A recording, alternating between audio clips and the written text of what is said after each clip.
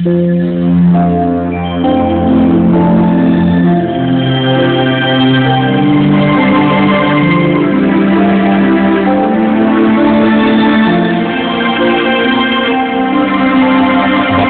ang bumabasa at ang nangakikinig ng mga salita ng hula at tumutupad ng mga bagay na nasusulat doon, sapagkat ang panahoy malapit na.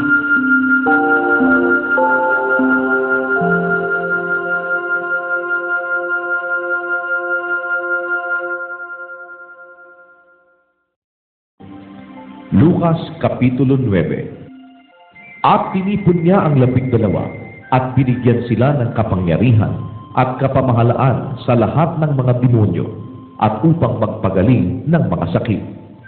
At sila'y sinugo niya upang ipangaral ang kaharian ng Diyos at magpagaling ng mga may sakit. At sinabi niya sa kanila, huwag kayong magdala ng anuman sa inyong paglalakad, kahit tungkod, kahit supot ng ulam, kahit tinapay, kahit salapi, at kahit magkaroon ng 2 tunika. At sa anumang bahay na inyong pasukin, doon kayo mangatira, at buhat dooy magsialis kayo. At ang lahat na di magsitanggap sa inyo sa bayang yaon, ay ipagpag ninyo ang alabok sa inyong mga paa, na pinakapatotoo laban sa kanila. At sila'y nagsialis, at nagsiparoon sa lahat ng mga nayon, na ipinangangaral ang ebanghelyo at nagpapagaling saan man.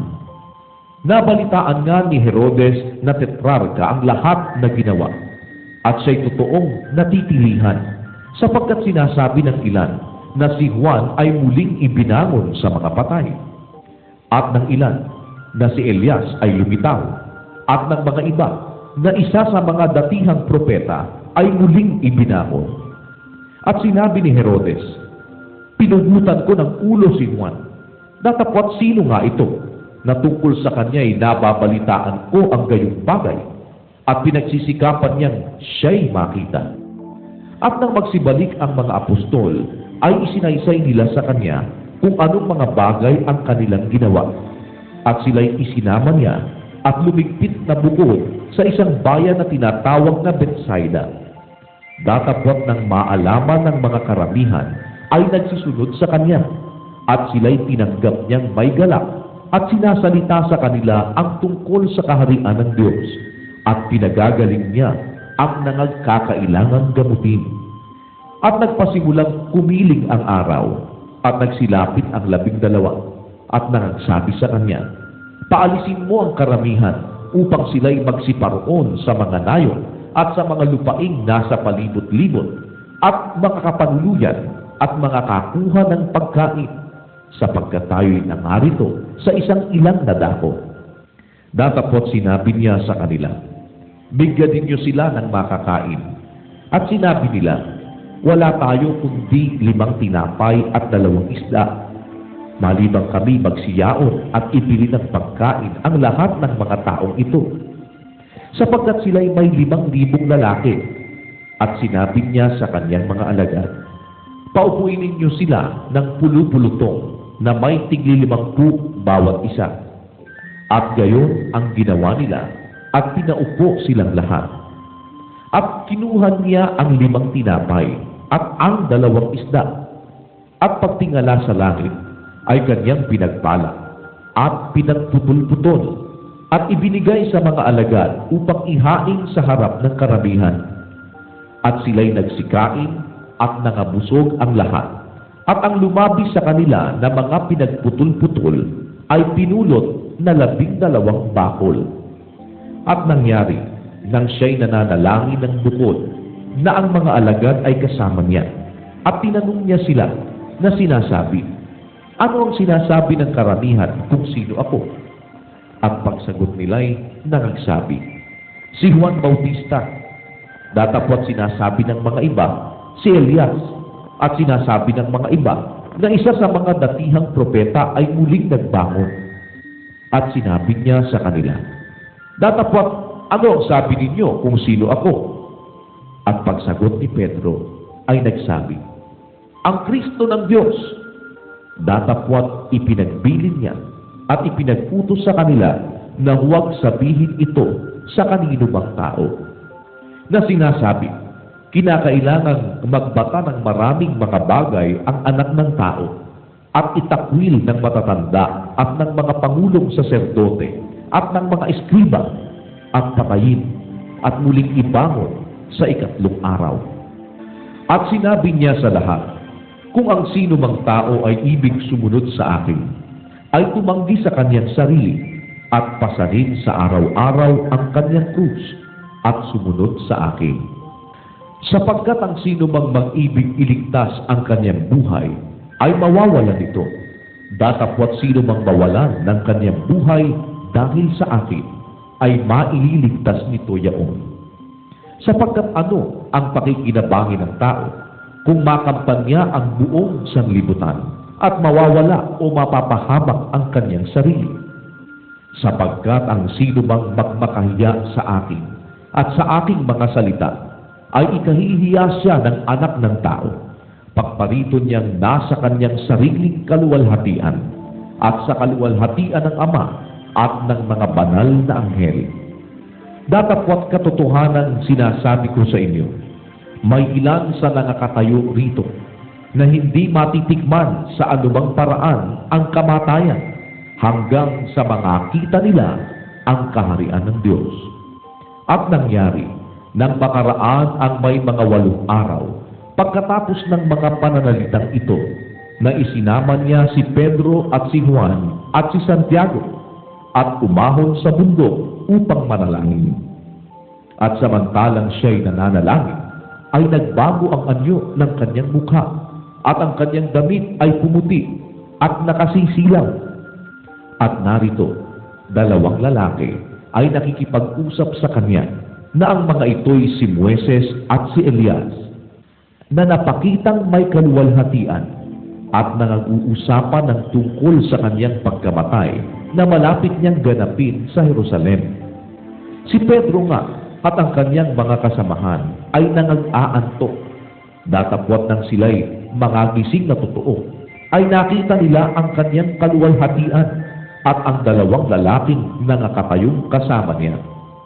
At nangyari, samantalang sila'y nagsisihiwalay sa kanya, ay sinabi ni Pedro kay Jesus, Guro, mabuti sa atin ang tayo'y dumito, at magsigawa tayo ng 3 dampa, isa ang sa iyo, at isa ang kay Moises, at isa ang kay Elias, na hindi nalalaman ang kanyang sinasabi.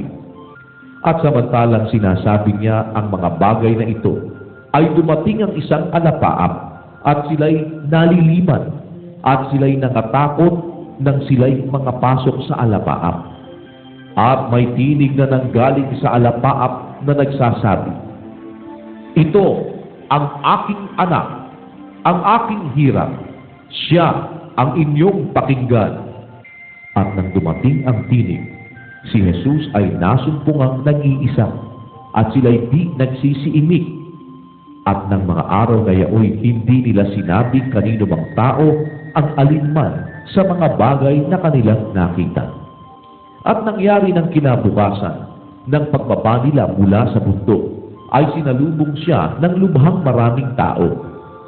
At narito, isang lalaki sa karamihan ay sumigaw na nagsasabi, Guro, ipinamamanhik ko sa iyo na iyong tingnan ang aking anak na lalaki, sapagkat siya'y aking bugtong na anak. At narito, inaalihan siya ng isang espiritu, at siya'y biglang nagsisisigaw. At siya'y nililiglig na pinabubula ang bibig, at bahagya ng siya'y hiwalayan, na siya'y totoong pinasasakitan. At ipinamanhik ko sa iyong mga alagad na palabasin siya, at hindi nila magawa. At sumagot si Jesus at nagsabi, O laging walang pananampalataya at taksil, hanggang kailan makikisama ako sa inyo at magtitiis sa inyo? Dalhin mo rito ang anak mo. At samantalang siya'y lumalapit, ay ibinuwal siya ng demonyo at pinapangatal na mainam. Datapwat pinagwikaan ni Jesus ang karumal-dumal na espiritu at pinagaling ang bata at isinauli siya sa kanyang ama. At nangagtaka silang lahat sa karangalan ng Diyos.